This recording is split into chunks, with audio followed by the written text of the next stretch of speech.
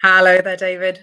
Very, very nice to be joining you today. Hello, everyone. My name's Amali Alwis. I was most recently the Managing Director of Microsoft for Startups, and I'm now the incoming CEO at Founders Forum. It's a real pleasure to be joining you today. We have a fantastic panel, actually, discussing, I guess, some of these issues that we have been hearing about today. I know you've heard from some fantastic companies already, so we're going to bring that out and have a deeper discussion about Deeptech, about the investment landscape there, and particularly around thinking of the capital flowing into this industry and investing in university spinouts as well. So agenda for the session today, we're going to kick off with an intro to the panel and a little question from my side to get us all started. All of our speakers are really, really extraordinary, and I'm going to do a little bit of an introduction to all of them. From your audience perspective, we are going to be taking some questions from you as well, so please do post your questions into the chat here, and we'll be selecting those as we go through as well. And of course, we would definitely encourage you to share on Twitter as well, and you can mention at UCLTF or hashtag UCLTF21 to share those as well. So if I can invite my panelists to join me here now as well, and actually audience, you can post your questions on the chat on the right hand side of your screen, just in there as well. Thank you so much, panelists, for joining us. Very, very exciting to have you here. Hey. Fantastic. Hello, hello, hello. So to give you a little bit of a tour and a little bit of background from our panel today, so we have David, who you have obviously met already, I think. So David is investment director at Albion VC and the UCL Technology Fund, where he focuses on deep tech opportunities from UCL and really thinking about the sort of world-class research base as well. He's been involved in multiple successful UCL spinouts, including companies like EchoPoint and Human Loop and Phasecraft, who are presenting here today as well. Thank you, David, for joining us. Going to have a great conversation. Yeah, really looking forward to it. Amazing, amazing. In addition to David, we also have Ian Hogarth, who is joining us as well.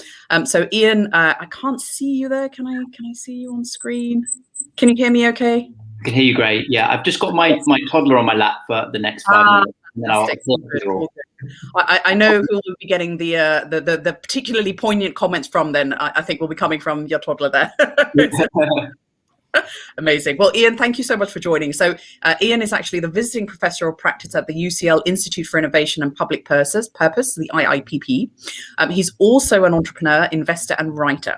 And he was actually the co-founder and CEO of Songkick, a company that he grew to over $100 million in ticket sales with a team of over 100, and was later acquired by Warner Music Group as well.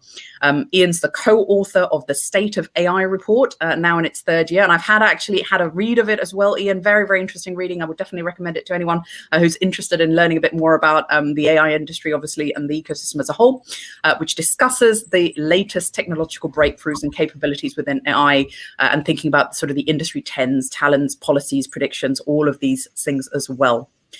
In addition to Ian, we also have Kerry Baldwin, who is joining us.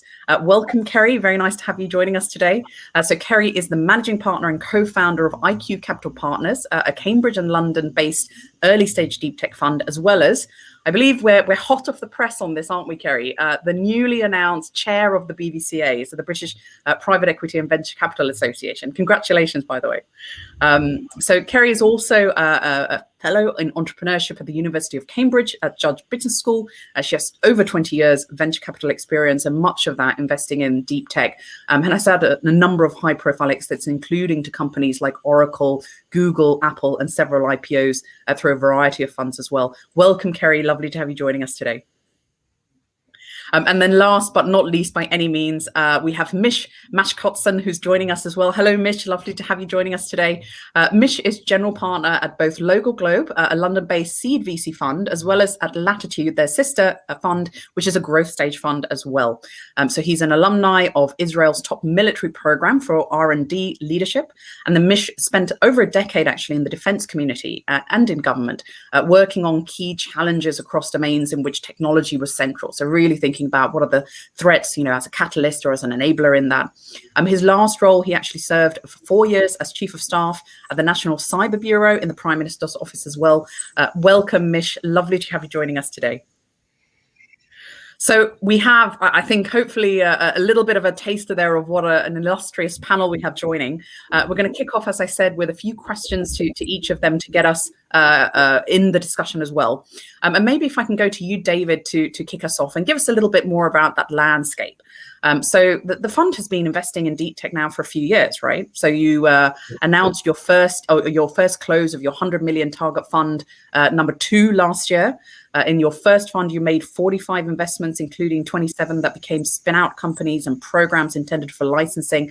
And I think you folks raised, your companies raised funding in excess of £1 billion and created over 570 jobs. So clearly you're making some really good decisions here around the companies that you invest in.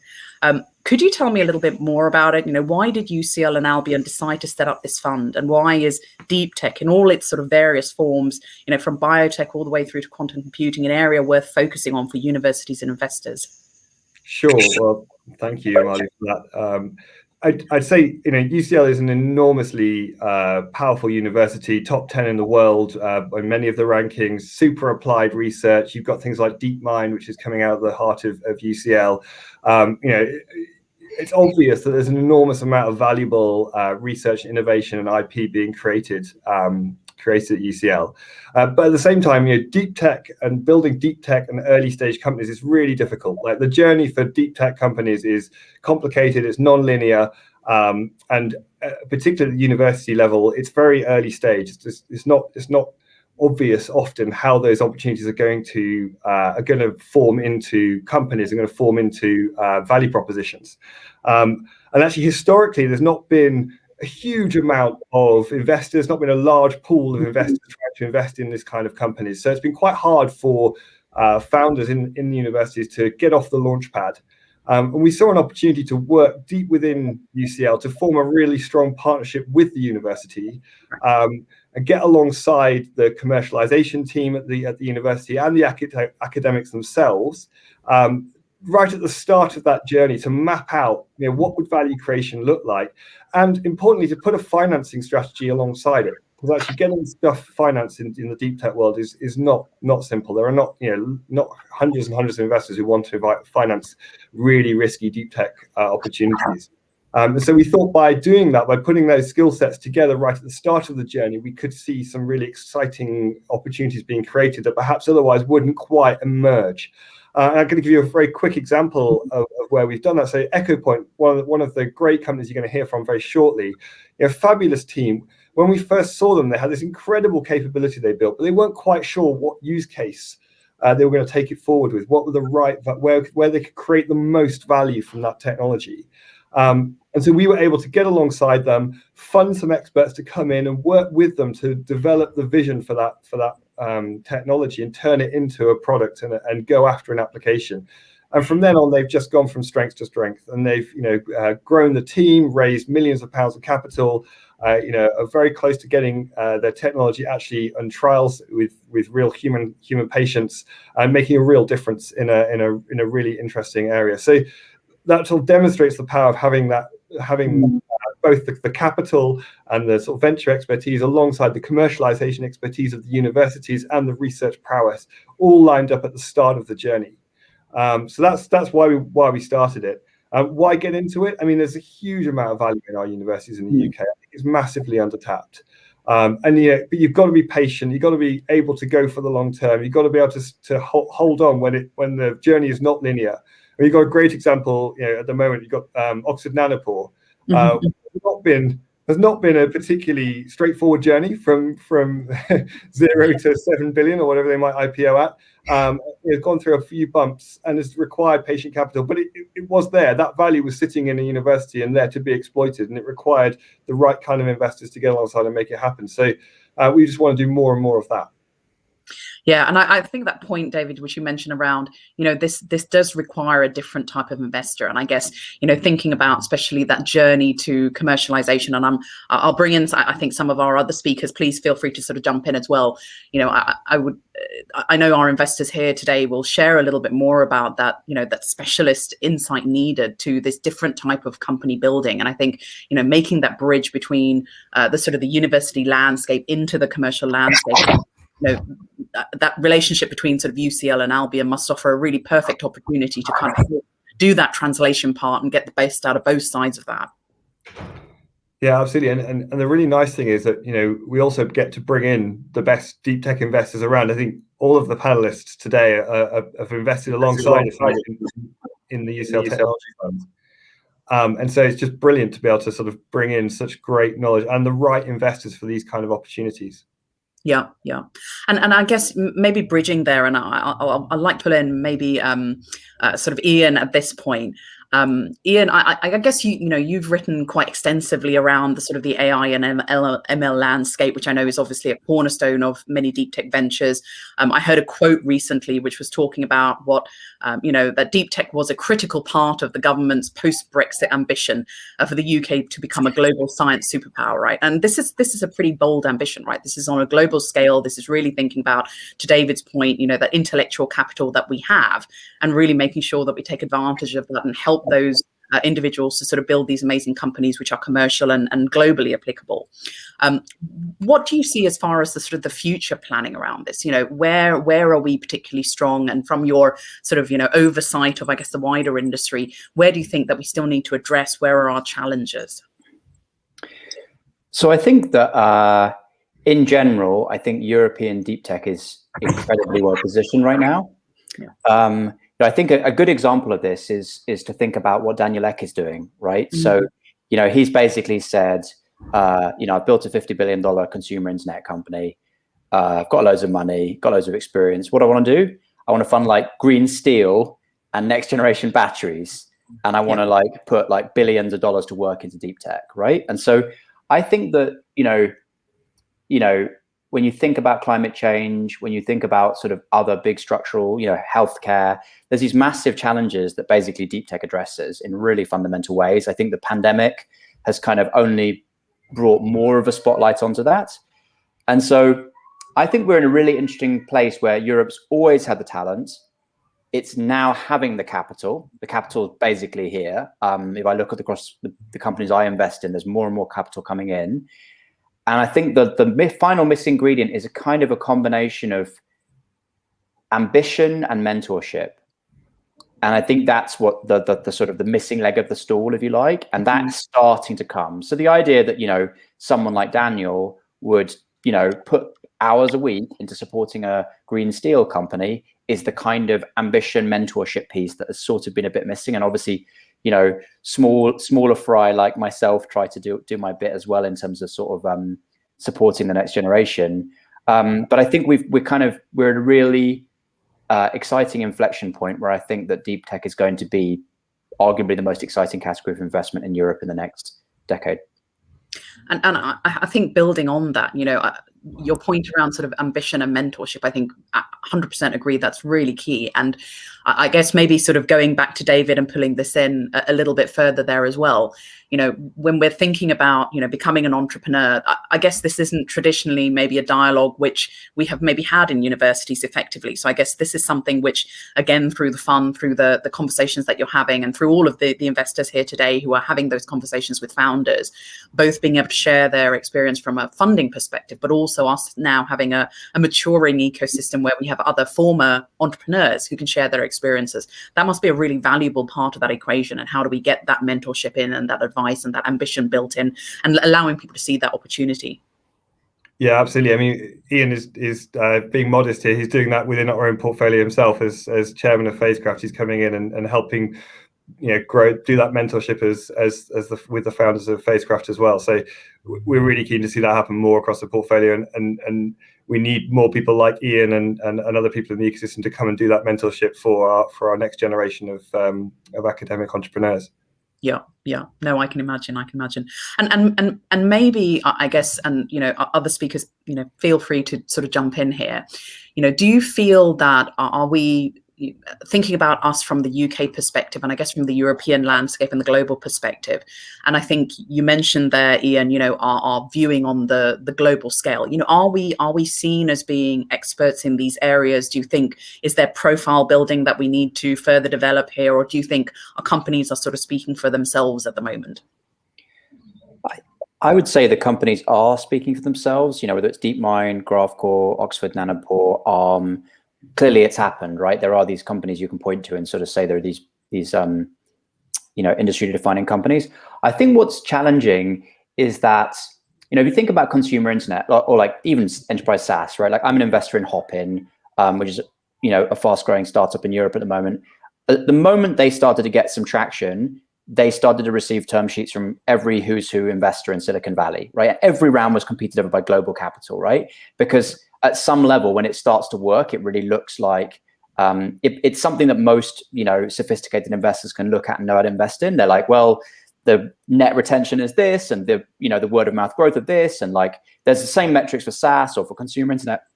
And the problem with deep tech is like it doesn't start looking like that till maybe the valuation gets above $500 million, right? I mean, literally, like when Mish and I are talking about companies, like kind of A and B, often they still have like extreme scientific and technical risk, right? Like, using the example of Phasecraft, like, I mean, it's incredible team. They've made amazing progress, but like when you talk about the progress they're making round after round, it's going to be like, well, they've reduced, the Fermi Hubbard algorithm by an order of magnitude, and maybe that's going to run on the current hardware in 2 years' time. And it's like, that's not like, doesn't map into a spreadsheet for some VC that's unsophisticated to come in and just be comfortable with, right? So ultimately, I think the sophistication of the investor capital matters more in deep tech. Yeah. And as a result of that, there's less of it in Europe because there's just less sophisticated investors, period. And so I think you're going to get this kind of like catch-up effect where as people get their head around how to evaluate deep tech businesses, more capital comes in and everything gets accelerated. But we're in this like weird in-between stage where actually, because you can't take a company like Phasecraft or Oxford Nanopore and put them into a spreadsheet that a large block of capital can understand, it requires more mentorship and more, just more storytelling from the founders. Yeah, I can completely see that. And, to your point earlier, we are absolutely, I think, seeing more interest. Think about, Sequoia setting up their office in the UK. What was that in sort of November, December? We've had Sapphire who are growing out their office here. So I think that maturation of the ecosystem is definitely something which we're sort of starting to see. And maybe if I can pull in Kerry here as well, building on, I guess, what Ian and David sort of talked to, right? You've been investing in deep tech companies for a long time. Right. How have you, I guess, two questions to that, how have you seen investment in this space sort of change over time? Are you seeing that greater appetite?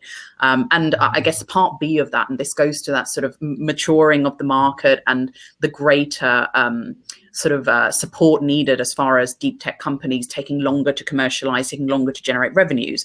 What would you say as far as sort of thinking about the commercialization of those businesses, and how is that different within sort of the deep tech industry? So maybe, changes in the ecosystem to start with, and then going on to that go-to-market support side as well.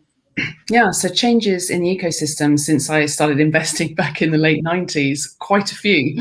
And I suppose the main one is the capital coming into the system. So you saw 15 billion raised last year and invested last year in the UK. And then if you take European just deep tech, you saw, 10 billion in deep tech across Europe. So you can see we're maturing, as everyone's saying on the panel. But we were up 17% in deep tech in the UK. So it's really, really growing here. Why? I suppose if you step back, you're looking at these founders, the universities, exactly as David and Ian have alluded to so far. These universities are getting better access to mentorship right from the start and thinking about the application of their technology. It's a technology, but it needs to be productized. They need to create a team, a culture, all of these sort of things together. And they need to sort of be growing at a certain rate and appealing to certain founders and also to venture capitalists to say, this is my aspiration, this is my vision, this is where I want to go. Are you the right fund? I think we also see coming into the sector, and more recently, more LPs. The LPs are investors in venture capital funds. And we're seeing more and more LPs wanting to get into deep tech, because when deep tech is done well, and especially at an early stage, we're just generating very, very impressive returns. So I think that, coupled with our maturing ecosystem for venture capital and angel funding, let's not forget our angels. Our angels are absolutely essential to this ecosystem, and they really help the companies in those early stages where they're experts in those technologies. And then the venture capitals companies have all been established, some of them entrepreneur-led, some of them classic VCs. You've got a lot of founders setting up VC funds now. So everything's coming together in a maturing system, and we just need to increase more funds into the system. We've developed the ecosystem. It's just very important now to keep investing in the funds that can help these incredible founders reach their visions. Yeah.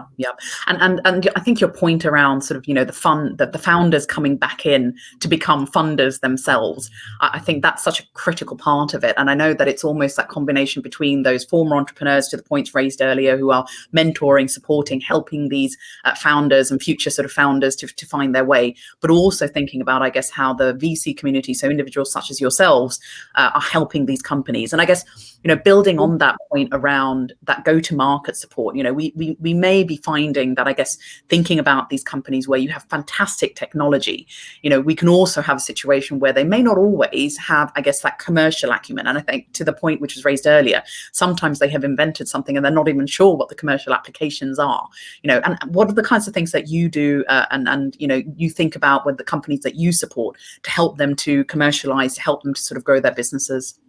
Yes, Marley, it's really important to just step back right at the beginning and understand the motivation of that founder. What does that founder and that founding team actually want to achieve? Back in the 90s, it wasn't necessarily purpose-driven investing, that they had a purpose. They just wanted that technology to be used globally. It was generally financially motivated. Now, what we have to do is just step back and say, why is the founder setting up and wanting to establish this team? What do they want to do? And then we step back and we look at what they can do and where they're strong. So a lot of the things that we invest in at IQ Capital is deep tech early stage. And a lot of our founders, exactly as you point out, need help to actually think about obviously, first of all, the product market fit. And the most important stage, even before you go out and fundraise, is speaking to customers and really trying to get some early validation about what you're trying to build. And then you can look and extend that. And as you're building it and finding that iterative product market fit, you're continually going back to the customers and just making sure the market is moving in your direction. So that's the first thing that we do. The second thing we do is really help them establish their team around them. So the team is really, really important. And we have to blend the right people into the team, because culture is just so important, and almost more important since we were all sent to work from home last year. All of our founders had found that the culture of the organization was just so vital in attracting really important talent to come into these startups. And then we really have to start looking at tech messaging. So it's all very well having a really exciting algorithm that can do this and do that, or an exciting application. But actually, you need to make sure your customers understand it, and they can understand what the return is, or why it's useful for that company, where it is. Some things are easier to explain, but some of these deep tech ones, as I'm sure everyone here can explain, it's quite hard. And you have to think of that really early on, what the messaging is, why it's important to the customers, and just getting that tech marketing and that lead gen function working really, really well. Proof of concepts, I could talk for hours on that, getting proof of concepts right, but I'm sure everyone here can. So I'll leave it there for the moment. That's amazing. Thank you. And definitely, I think, the joys of POCs, and I think that product market fit is so critical. And I'm going to pull in Mish here as well. And just a reminder for the audience as well, please do post your questions. We're going to come on to that shortly. Mish, if I can maybe dig in a little bit more into that product and team side as well. So I read one of your Medium posts recently where you were talking about diversity and the composition of the team at LocalGlobe. And how you are having those conversations with your founders around diversity as well. And of course, we know this isn't just around team composition, right? We're talking about that wider conversation around bias in algorithms, ethics in AI, the challenges that we see in work, such as, that of, Timnit Gebru, who was at Google recently. And I guess thinking about, building technology that becomes these foundational elements for the future, which we talked about before, and especially considering your previous military experience as well. well. When we're building these tech companies, which are going to have such a profound impact on people, what advice would you give to founders building in this space to make sure that they consider the human aspects of the technology that they are building? And how do you help founders to think about the wider and longer term impacts of that technology as well? Well, I think like many of the elements we've discussed, at the high level, it seems quite intuitive. And then when you start having that conversation with every specific company, it becomes a very different kind of conversation. Because every company has its nuances and they kind of trickle into everything the company does and the way it goes about everything it does. The interesting bit is that you mentioned a few elements which may seem kind of initially quite unrelated, but actually the interesting thing linking all of them together is that they are all different manifestations of the long-term vision founders have for their company. And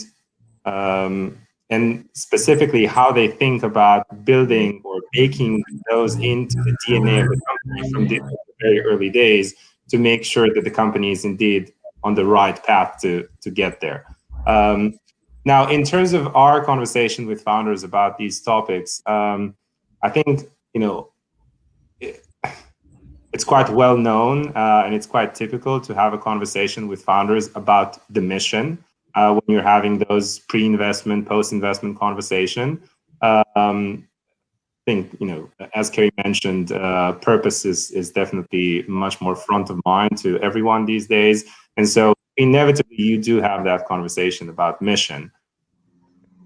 The thing with the kind of next step we tried to do, I think relatively very early on, immediately post-investment, is actually try and encourage the founders and help facilitate that discussion about how that mission and long-term vision will actually pan out from a company building perspective. And actually taking the time at this very early stage with loads of uncertainty involved to step back and try and envisage what the company building journey would look like from a 5 to 10 year perspective, and try to identify challenges and risks, like really strategic challenges and risks to the company in that process in advance. I think that the important element there, and that will tie in back to the specific elements you mentioned, is to make sure that the founders between themselves and with their own team and with the rest of their investors are indeed aligned on the long-term view of what sort of company they're building. And that informs what we're actually optimizing for. And I think, in general, everyone is trying to move as fast as possible.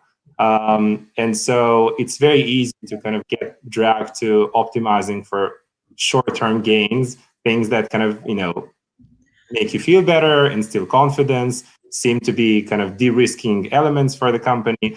But actually, when you make sure that you are aligned internally and externally with the long-term vision, you make sure that those elements you really look at. So diversity is one great example. Just to kind of clarify that point, as you may have seen in the blog post we published, I mean, yes, we looked at our own team, but I guess more importantly, even at the composition, the gender diversity composition of the founders we've backed and their own teams. We were talking about over 100 companies with over 6,000 employees. And the one thing we have seen time and again is that this is one of those things that may be very unintuitive to optimize for or even think about at the very early days, where you just want to get the best people on board. But actually, if you don't start thinking about it very purposefully from the very beginning, you quickly find yourself in a position where it's almost too late. And the same applies to elements of the product itself. How do you think about the underlying technology, and how do you think about the use cases you're trying to apply it to? And so, not going to dive into elements of AI explainability and kind of reducing bias and all of that. I'm sure Ian is much better positioned to geek out on those. But choosing what sort of use cases within the kind of grand opportunity you're after, what sort of use cases you actually want to focus on, what kind of pain points you actually want to address, what sort of stakeholders you actually want to serve, and maintaining focus on those despite all kinds of temptations. If you bake that into your DNA from the very beginning, life is much easier in terms of adhering to them in the long term. Yeah, 100%. I think, and I say this as a sort of former entrepreneur, myself, and you know what it's like. It's kind of, there's always 101 different things which need your attention. And it's very easy to the point that you mentioned to become sort of, a little bit wood for the trees. You're looking at what's in front of you and all of the things which are, on fire and what's in the short term. But I completely agree. I think that point around, building these things in early is really where the benefits come in, because, and we think about, setting targets in any other thing. We set targets for revenues, we might have targets for recruitment, all of these types of things. Setting those goals early on around what we want to do as far as our ethics or our diversity and all of those types of things, just really do help, I guess, bake that in from the beginning. And to your point, make it so much easier as you sort of go through there and sort of build your company and build it for scaling, which is really what this is all about. We do have a few questions actually from the audience as well, which I'm going to pull in at this point. And I think probably building on some of those points earlier, and I think this one's from Anne Lane there to you, Kerry, but I definitely invite, I think, everyone here who obviously makes investments in companies, and especially around sort of that insight as the newly appointed chair of the BBCA. But do you have any insights into what your members might have about investing in university sort of founded technologies and sort of early stage companies? How would they like university to approach them, and vice versa? What's that dynamic like? So the BBCA has got a broad range of members. So we've got from the very early stage funds like IQ Capital, UCL, and then onto the growth funds where you're getting growth funding such as Albion and the larger funds there, right through onto the private equity. So if I take one of our deals, we've got Privitar that started in the labs really, and we invested at seed, and then Excel came on for the next growth stage, and then the private equity joins at the later stage for internationalization. It's really important for funds to really understand why they want to invest in deep tech. As we've heard from other panelists earlier, it's a longer investment sometimes, although now the deep tech companies are getting faster to revenue in many cases. It is only right for a certain type of fund, and it comes back to that experience, because these academic founders and these early founders require a particular type of mentorship at this stage. It's not classic lead gen optimization or optimization of straightforward metrics. This is really going back to quite straightforward things, exactly as Mish mentioned earlier. It's really stepping back and say, what is the pain point? How do you know that's a pain point? How do you work through that?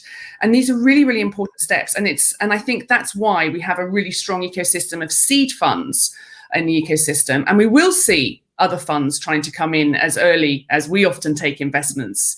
But they should go in alongside, I think, experienced investors that understand the types of founders and the kind of support that they require that everyone's mentioned on this panel. So that's where I'd answer it at the moment. Yeah. And maybe if I can, I guess, pull in David here as well, from your perspective, when UCL approached you about this sort of conversation, how did that, how does that sort of resonate with an organization like Albion? Was it an immediate sort of yes, or, what are the kinds of things that I guess universities might be able to do to approach the right investors, to Kerry's point, and make sure that, people know what they're getting into, I guess? Well, we had a long relationship with UCL before the fund kicked off, and so we got very comfortable with what we were dealing with. I think the biggest challenge, I think, for a lot of the founders that we're talking about, the academic entrepreneurs, is in essence, they probably need access to that mentorship before that they're ready for the capital. And often they don't know, or they feel unable to go and speak to the venture community because they know they need a bit more of the mentorship before they've got their vision in place, or they understand the tech messaging that you were talking about earlier, Kerry. I'm interested to get the other panelists' views actually just on how founders can kind of access mentoring ahead of speaking to what are the best ways for them to prepare themselves so that they've got a better story when they go and speak to the venture community. So I know it's on the minds of a lot of the founders at UCL. It's a lot of the work that I do with a lot of the UCL companies, but there'll be lots of academic entrepreneurs out there who don't have access to that. I don't know if maybe Mish, I don't know if you want to jump in there. Yeah, very happy to pile in here. I think much of it has to do with just access or even perceived access, right? So we are, as I believe many other investors, are very open to engage with entrepreneurs or prospective entrepreneurs very early on, long before they're actually looking to raise capital, to share our perspective on certain market opportunities, share our perspectives on the early days of company building, trying to help them think through the process of becoming a founder, and making relevant introductions and whatnot. I think the challenge there is that when you step outside of London, or perhaps London, Oxford, Cambridge, for people in academia, that is not necessarily a very accessible ecosystem. And so unless you kind of take a chance and just reach out to someone on LinkedIn, having done a bit of basic due diligence and homework, it's just not as accessible. And so I think all of us are kind of trying to proactively engage with universities all over the country and make it clear that there's no, at least for us as early stage investors, and I think that applies the same to the UCL Tech Fund and Albion and IQ Capital and many others. We're genuinely happy to engage as early as people are willing to engage. But there's this lack of access. The bit that makes me very encouraged, very optimistic, that kind of goes back to the beginning of the conversation, is that yes, there's an inflection point in terms of available capital. There's an inflection point in terms of experienced talent that can help with mentoring and ambition and whatnot. But I think another super important inflection point in terms of ecosystem maturity is a tipping point of success stories. There is we're either slightly before or slightly after having a critical mass of prospective entrepreneurs from academia, in academia, who personally know or have met someone who's gone on this journey. And once you reach that tipping point, that all of a sudden becomes a real option. It's not like some theoretical path to consider. This is like a real thing that real people I know and real people I've heard of actually went and did. And so once that psychological kind of obstacle starts diminishing with an increasing number of ventures, that in itself, I think, is a massive catalyst for people kind of being more proactive about those opportunities and engaging with investors themselves. I'd add one quick point on that one. Founders, reach out to other founders and just find out whether they've got really added value from the investors and the advisors that have come in early. Other founders are really open to making other introductions, and do your research. And my other point, whilst I'm thinking about it, is when you approach a VC, for all those budding founders out there, when you approach a VC, don't always go for the partner. Go for the person in the team who's got the skills that will understand and be able to champion yours. Doesn't matter of the title. Just make sure they understand, because they will be able to champion it through each of the VCs. And I think some people get that bit wrong. So anyway, Ian. No, super, super helpful. Thank you both. And I think that point around, finding these champions within those businesses, and that tipping point that we're now seeing, which I genuinely do think that we're seeing within Europe. And I think that ties into the last question that we've got from the audience here as well. And maybe if I can shoot this one through to Ian as well. we are, I think, seeing the conversation that we've had so far, we are seeing sort of greater interest in the ecosystem. We're seeing more funding coming in. Is there a risk of us overheating in the market and, investors becoming overly eager? And I think going to the points raised earlier, going into risky situations, where you're not right for that investment, how can we prevent the future spin out stories like Theranos and those types of things? So I think, first of all, from a ecosystem perspective, I think it'd be great if we had a Theranos. I think in general, if you study sort of your sort of innovation economics, there's always a speculative bubble that kind of is part of a big deployment phase, right? So whether it's crypto or like the .com boom, I think it's actually weirdly a sign of a healthy ecosystem when you get these kind of crazy speculative manias. So if we had a Theranos, like I think net, we'd probably be doing well as Europe. And we probably do have one, by the way, in the making, because things are going so well. I think that in terms of actually avoiding a Theranos as an investor, kind of looking at this space, like I think one of the really interesting things about Deeptech is it's just there's so much specialist knowledge, right? Like, before deciding to get involved in phasecraft, because there are lots of cool quantum things happening, and I didn't know much about it. I looked at the founders; they had 50 years worth of quantum experience between them. I talked to the head of Google's quantum computing effort to get a view on phasecraft and get a view on the founders. I talked to Dave, and if someone like Dave or Mish or someone at IQ told me about a company, I'd take it vastly more seriously, because they have spent a lot of time in this ecosystem really trying to figure out what is credible, right? So I think there is a lot more you can look at and evaluate with deep tech companies. But I think if we had another Theranos, I'd probably personally be, put my black turtleneck on to celebrate. Yes, turtlenecks for everybody. Well, thank you so much, panel. I know we've reached the end of our discussion. I could definitely chat for much, much longer on all of these, but a very sincere thank you, David, Ian, Kerry, and Mish, for your time. For anyone who's attending who wants to find out more about the UCL Deeptech Technology Fund, please do visit their website at www.ucltf.co.uk. And thank you very much, everyone, for joining today. Thank you. Thanks, Amali. Thank you.